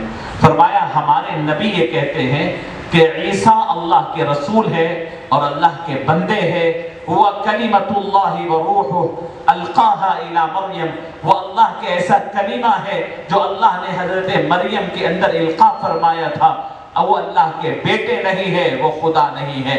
فوراً بادشاہ جھکتا ہے اور ایک ذرہ اٹھاتا ہے، اٹھا کر کہتا ہے کہ یہ شخص محمد کا امتی جو کہہ رہا ہے، خدا کی قسم عیسیٰ اتنے ذرے کے برابر بھی اس سے نہ بڑے ہیں نہ اس سے کم ہے۔ یہی ہمارا عقیدہ ہے۔ رسوا ہوئے واپس آ گئے۔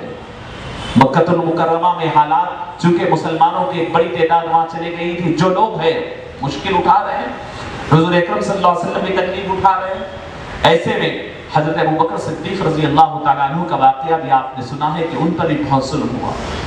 صدیق اکبر رضی اللہ تعالیٰ عنہ آئے اور حضور سے کہنے لگے کہ یا رسول اللہ میں بھی ہجرت کرنا چاہتا ہوں، مجھے اجازت دے دی۔ حضور نے اجازت دے دی، فرمایا جاؤ ابوبکر۔ حضرت ابوبکر نکل گئے، اپنی سواری پر سوار ہوئے، تقریباً مکے سے 2 دن کی مسافت طے کر کے نکل گئے، لیکن راستے میں ایک شخص ملا جو بظاہر بڑی خاندان کا تھا۔ ابوبکر سے پوچھا کہ ابوبکر کہاں جا رہے ہو؟ جس کا نام ابن الدغینہ تھا، اور دال کے پیش کے ساتھ بھی آتا ہے، زیر کے ساتھ دغنہ بھی آتا ہے، دغینہ بھی آتا ہے۔ کہا کہ ابوبکر کہاں جا رہے ہو؟ اپنے مکہ چھوڑ کر، اتنی معزز شخصیت، بے عزتی ہوگی پورے مکے والوں کی کہ اتنے معزز شخصیت کو رہنے نہیں دیے۔ کہا کہ چلو میں اپنے امان میں لے جاتا ہوں۔ معاشرے کا حالت یہ تھی مکے کے اندر، کسی کو آپ یہ کہتے ہیں کہ میرے امان میں ہے، یعنی میری حفاظت میں، تو دوسرا اس کے اوپر کوئی ظلم نہیں کر سکتا۔ ابن الدغینہ مکے میں داخل ہو کر لوگوں کے سامنے اعلان کرتا ہے کہ ابو بکر آج سے میری امان میں ہے، کوئی ان کو تکلیف نہیں پہنچا سکے گا۔ حضرت ابو بکر آ گئے۔ اب کیا صرف امان دینا کافی ہوتا ہے؟ ابو بکر آئے، اس کے گھر میں رہنے لگے اور اپنے کاموں میں مشغول ہوئے۔ روزانہ کا معمول ہے، ایمان لانے کا مطلب ہے اللہ سے تعلق، لانے کا مطلب ہے اللہ کے سامنے رونا اور گڑ گڑانا، ایمان لانے کا مطلب ہے قرآن کی تلاوت برملا بڑے شوق سے کرنا۔ ایمان ہو اور خدا کے سامنے رونا نہ ہو، ایمان ہو اور خدا کے سامنے قرآن کی تلاوت نہ ہو، یہ کیسے ممکن ہے؟ وہ ابن الدغینہ کے گھر کے سامنے ایک مصلی بنا لیے تھے، یعنی اپنا ایک نماز پڑھنے کی جگہ۔ حضرت ابوبکر وہاں ٹھہرتے اور قرآن تلاوت کرتے، نماز میں ہوتے۔ قرآن کی تلاوت پر اسرار اور اتنی زبردست انداز، اور پھر حضرت ابوبکر کی آواز، یہ سن کر کے بچے جمع ہو کر کے سنتے، بچوں کو دیکھ کر کے بڑے جمع ہو جاتے، بڑوں کے پیچھے عورتیں۔ حضرت ابوبکر نماز پڑھے تک ایک میلہ سا لگ جاتا۔ مکے والوں نے دیکھا یہ کیا ماجرا ہے، ہم ادھر محمد کو دیکھ رہے ہیں، ادھر کونے میں یہاں کیا ہے؟ معلوم ہوا ابو قحافہ کا بیٹا ابو بکر ہے۔ ابن الدغینہ کو پکڑے اور کہے کہ تم ابو بکر کو یہاں پر بلائے ہیں امان دینے کے لیے، لیکن وہ ایسا کر رہے ہیں۔ ابن الدغینہ نے بلایا حضرت ابو بکر کو اور کہا کہ ابو بکر میں تمہیں امن و امان کے لیے امان دیا، اور تم کیا کر رہے ہو؟ ہماری سوسائٹی کے اندر اختلاف ڈال رہے ہو۔ ابو بکر نے پوچھا کہ کیا کیا میں نے؟ تم یہ کیوں پڑھ رہے ہو؟ تم آؤ اپنے گھر کے اندر سکون سے رہو، باہر نہیں نکلو۔ تو ابن دغینہ سے حضرت ابو بکر نے پوچھا تمہارا مطلب کیا ہے؟ تم یہ بولنا چاہتے ہو کہ تمہاری امان میں ہوں تو میں قرآن نہ پڑھوں، نماز نہ پڑھوں؟ تو آج سن لو، تمہاری امان تم واپس لے دو، مجھے تمہاری امان کی ضرورت نہیں، میں قرآن کے بغیر رہ نہیں سکتا۔ ابن الدغینہ کو کہا کہ اعلان کر دو کہ آج کے بعد ابو بکر کو جو کرنا ہے کر لو، ابو بکر میرا نہیں۔ اعلان کر دیا ابن الدغینہ، اور حضرت ابو بکر رضی اللہ تعالیٰ عنہ برملا لوگوں کے سامنے مکہ المکرمہ کعبۃ اللہ کے اندر جا کر پورے شوق و ذوق کے کے ساتھ، پورے احترام کے ساتھ اور پوری آواز کے ساتھ قرآن کی تلاوت کرنا شروع کیے۔ اس کے بعد مارے بھی گئے، حضرت ابوبکر کو تکلیف بھی دی گئی، خون بھی ہو گئے، اور آپ نے پورا واقعہ وہ بار بار سنا ہے حضرت ابوبکر صدیق رضی اللہ تعالیٰ عنہ کو۔ بہرحال عزیزان گرامی، حبشہ سے لوگ واپس آئے، اس کا بھی ایک پورا واقعہ رہا۔ نبی کریم صلی اللہ علیہ وسلم کے یہ اس دوران جب حالات بگڑنے لگے، چونکہ حضور اکرم صلی اللہ علیہ وسلم کے ذمہ داروں میں حضرت ابو طالب بھی تھے، جو میں نے کل بھی ذکر کیا۔ ان کا ایک اثر و رسوخ بڑا مضبوط تھا، وہ ادھر ایمان بھی نہیں لائے تھے، اور ادھر دوسری جانب ان کا معاملہ یہ تھا کہ وہ رؤسائے قریش سے ان کا مضبوط ان کا تعلق بھی تھا۔ اب رؤسائے قریش کے بہت سارے لوگ یہ ارادہ کرنے لگے کہ آ کر کے کوئی مصالحت کر لیں، وہ سمجھ نہیں پائے کہ یہ کیا بات ہے۔ آج کے مستشرقین بھی اس قسم کے اعتراضات کرتے، دیکھیں جو واقعات ہوتے ہیں، ان کا اعتراض کیا ہے؟ محمد اور ان کی فیملی، محمد اور ابو طالب اور عبد المطلب صلی اللہ علیہ وسلم، رسول اللہ صلی اللہ علیہ وسلم اور توام، یہ کیا ہے؟ یہ چاہتے تھے کہ اپنی سوسائٹی میں بڑے بن جائے، رئیس بن جائے، دولت مند بن جائے، سب میں اس طریقے سے۔ تو اس کو اپنا ایک ہتھیار کے طور پر اس چیز کو، قرآن کو وغیرہ کو استعمال کیا۔ یہ مستشرقین رائٹرز اپنی کتابوں میں لکھا ہے۔ تو اب دیکھیں یہاں پر عقبہ بن ابی معیط اور عتبہ بن ربیعہ، یہ وہ شخصیات ہیں، نرم دل ضرور تھے۔ انہوں نے کہا کہ بھئی یہ جھگڑا کب تک، ہم آپس میں صلح کر لیں، تم مجھے اجازت دو تو میں جاؤں اور جا کر کے صلح کر کے آؤں، میں ان سے بات چیت کر لیتا ہوں محمد سے۔ حضور کے پاس آئے اور کہا کہ محمد میں کچھ بات کرنا چاہتا ہوں۔ کہا کہ آپ بات کیجئے، بالکل کیا چاہتے ہیں آپ بولیے۔ کہا کہ میں یہ بتانا چاہتا ہوں کہ تم چاہتے کیا ہو اس نئی تحریک سے؟ اگر تم دولت چاہتے ہو نا، ہم تمام مل کر کے پیسہ جمع کر کے اتنی دولت دیں گے کہ تمہاری پیسے کے قریب کوئی نہیں پہنچ سکے گا، اتنے دولت مند بنا دیں گے۔ نہیں، اگر تم یہ نہیں چاہتے، تم یہ چاہتے ہو کہ سب کے رئیس بن جاؤ، ہم تمام بڑے بڑے رؤساء تمہارے پاؤں کے پاس بیٹھ کر کے تمہیں اپنا رئیس اور اپنا بڑا بنانے تیار ہے۔ نہیں، اگر تم یہ نہیں چاہتے، تم پورے عربستان کے بادشاہ بننا چاہتے، تو ہم کوشش کر کے پورے بادشاہ تم کو بنا دیں گے۔ نہیں، اگر یہ تینوں چیزیں نہیں، تمہیں اگر کوئی مرگی کی بیماری کوئی چیز ہو گئی ہے، تم علاج نہیں کر پا رہے ہیں، کوئی یعنی جادو یا کوئی شیطانی اثرات ہو گئے ہیں، تو ہم تمہارا علاج کرا دیں گے، بولو کیا بات ہے؟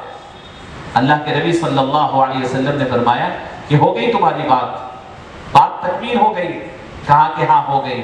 تو اب سنو، ایک لفظ حضور نہیں فرماتے، فرمایا اعوذ باللہ من الشیطان الرجیم، بسم اللہ الرحمن الرحیم، حامیم تنزیل من الرحمن الرحیم، کتاب فصلت آیاته قرآنا عربیا لقوم یعلمون بشیرا ونذیرا فأعرض أكثرهم فهم لا يسمعون وقالوا قلوبنا في أكنة مما تدعونا إليه وفي آذاننا وقر ومن بيننا وبينك حجاب فاعمل إننا عاملون۔ حضور یہ آیت تلاوت کرتے گئے، وہ حیران ہو گیا، عربی جاننے والے تھے، قرآن کا اثر اس کے دل پہ ایسے ہونے لگا، یہاں تک کہ حضور آیت تک پہنچتے ہیں۔ 13ویں آیت پر سورہ حامیم سجدہ کی آیت ہے، فَإِذْ أَعْرَضُوا فَقُلْ أَنذَرْتُكُمْ صَاعِقَةً مِثْلَ صَاعِقَةِ عَادٍ وَثَمُودَ۔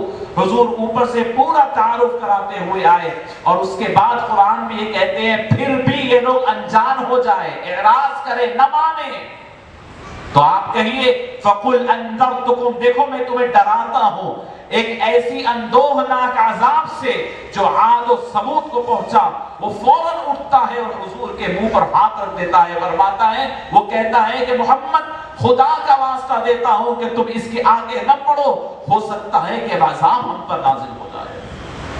فوراً واپس نکلتا ہے اور اپنے لوگوں میں جاتا ہے، کہتے ہیں کہ کہاں جا کر آئے، تم محمد کے پاس جانے والے تھے، بات ہوئی؟ کہا کہ بات ہوئی۔ کیا پائے؟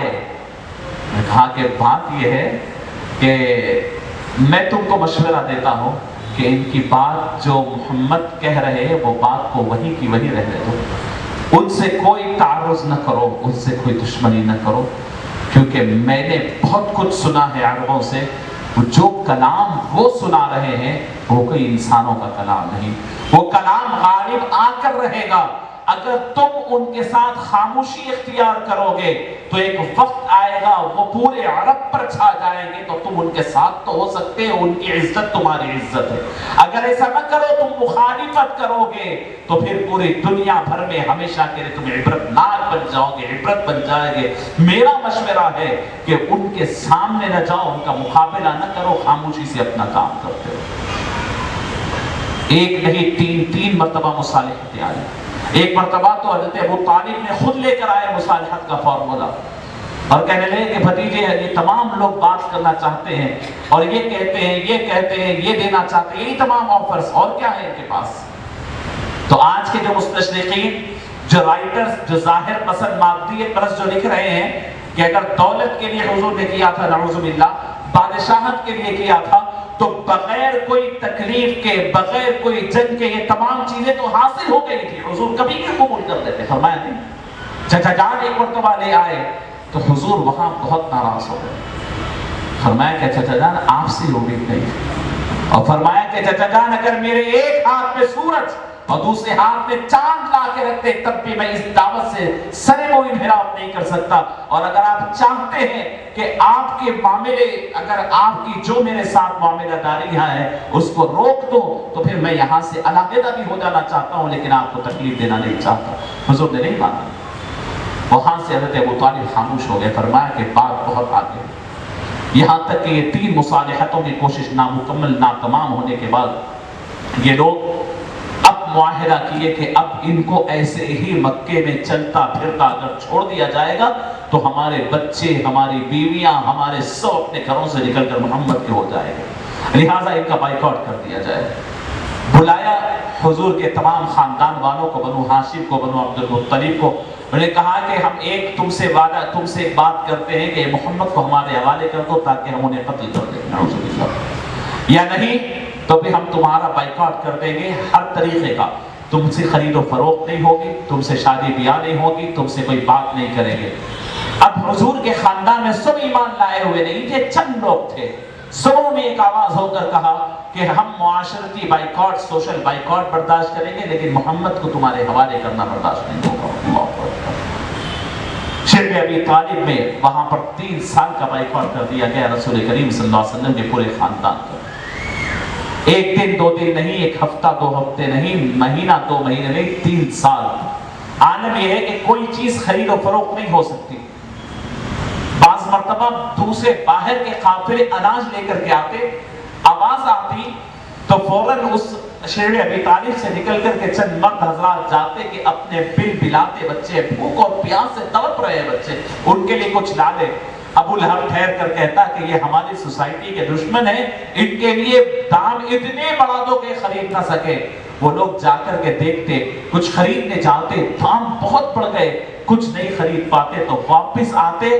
اس وقت روایت کرنے والے بتلاتے ہیں کہ ہمارے معصوم بچوں کے بلبلانے کو خاموش کرنے کے لیے تسلی دینے ہمارے پاس کچھ نہیں ہوتا، چمڑے کے ٹکڑے راستے میں مل جاتے تو انہیں دھو کر کے ہمارے بچوں کے منہ میں رکھ کر کے اس کا لعاب چٹا چٹا کر ہم لوگ ان کے بھوک کو روکتے، پتے کھلاتے تھے ہم بچوں کو۔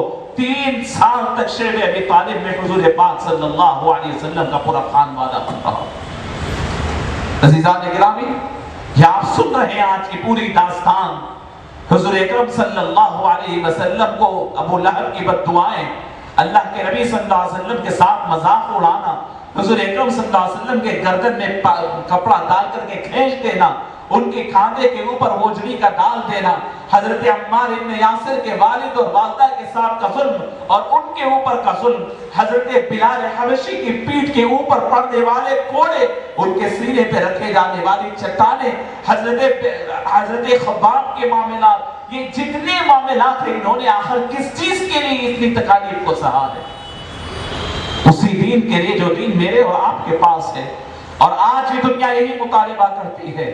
مسلمانوں سے کہ تمہیں عزت دی جائے گی, تمہیں مقام دیا جائے گا, تمہیں سلطنت دی جائے گی, تمہیں پوزیشن دیے جائیں گے, بڑے بڑے گاڑیاں دی جائیں گی, تمہیں عیش و عشرت دی جائے گی. تم سے سودا کرنا ہے تو صرف ایک ہی چیز کا, وہ محمد کی محبت کا سودا کرنا ہے, محمد کے کلمے کا سودا کرنا ہے, محمد الرسول اللہ کا سودا, ان کے دین کا سودا کرنا ہے. تم کمپرومائز کرنے لگ جاؤ. عزیزان گرامی, اگر کمپرومائز کرنا ہوتا تو اس وقت سب سے زیادہ مصلحت پسندی حضور کے لیے تھی کہ ادھر میرے صحابہ حبشہ جا رہے ہیں, دم توڑ رہے ہیں, دم گھٹ رہا ہے, مار کھا رہے ہیں, کیا وجہ ہے کہ تھوڑے دن کے لیے حالات برابر ہونے تک میں کمپرومائز کر لیتا. لیکن حضور اکرم صلی اللہ علیہ وسلم نے فرمایا دین کے معاملے میں مصلحت پسندی, مصالحت کاری, کمپرومائزنگ طبیعت اور طبیعت میں آسانیاں پیدا کرنا نہ حضور اکرم صلی اللہ علیہ وسلم کی طریقہ کار تھا, نہ صحابہ کرام. عزیزان گرامی, یہ 3 سال کا شعب ابی طالب کا یہ معاملہ ختم ہوتا ہے. کس چیز پر ختم ہوتا ہے؟ 3 سال مکمل ہو رہے ہیں. نبی کریم صلی اللہ علیہ وسلم اپنے چچا سے فرماتے, چچا جان کیا حال ہے قوم کا, دیکھیں ان کو جا کر اطلاع دے دینا کہ جو معاہدہ تم نے لکھا تھا, ایک ایگریمنٹ انہوں نے لکھا تھا, اس ایگریمنٹ میں لکھ دیا تھا کہ ہم محمد اور ان کے پورے خاندان کا بائیکاٹ کر رہے ہیں, ان سے کوئی خرید نہیں سکتا, شادی نہیں کر سکتا, بات نہیں کر سکتا, ان کو اناج نہیں پہنچا سکتا. یہ عالم یہ لکھ دیا. فرمایا کہ جا کر دیکھیں کہ وہ پورا کا پورا ان کا معاہدہ دیمک نے کھا لیا ہے, صرف جہاں اللہ کا نام ہے وہی باقی ہے.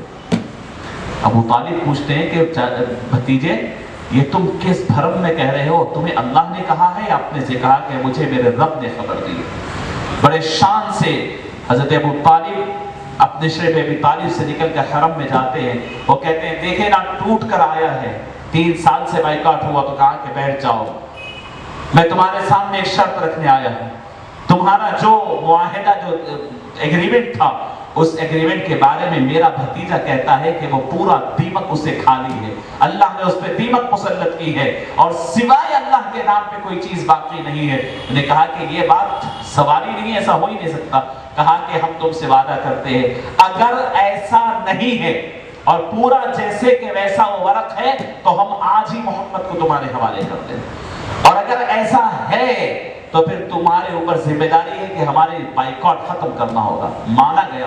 اندر سے وہ صندوق نکالا گیا, 3 سال سے بند تھا, کسی نے نہیں دیکھا.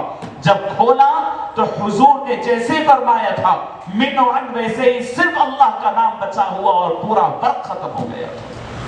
یہ دیکھتے ہی 5 الگ الگ قبیلوں کے لوگ اٹھے اور اٹھ کر کے کہنے لگے تمہیں غیرت نہیں آتی کہ محمد کے خاندان کے معصوم بچوں کو, چھوٹے چھوٹے بچوں کو, عورتوں کو, غریبوں کو, ان لوگوں کو تم بھوکے اور پیاسے رکھے.